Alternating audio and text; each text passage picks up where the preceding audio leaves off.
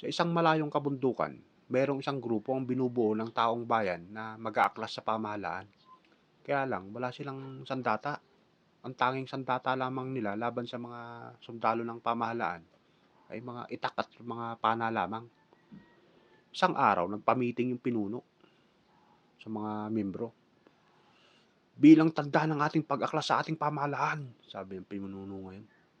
Pagpupunitin nyo ang inyong mga sedula. Sabay-sabay na pinunit ngayon. Maya-maya dumarating yung isang membro ng pangalan ay Badong. Humahangos ito ng takbo. Mahal na pinuno, sandali lamang po. O ano yun, Kabadong? Eh may magandang balita po ako. Meron na po akong source para may makuhanan po tayo ng armas. Kaya lamang po, meron po siyang requirements. Eh anong requirements? Sabi ng pinuno ngayon. Kailangan daw po natin ng sedula.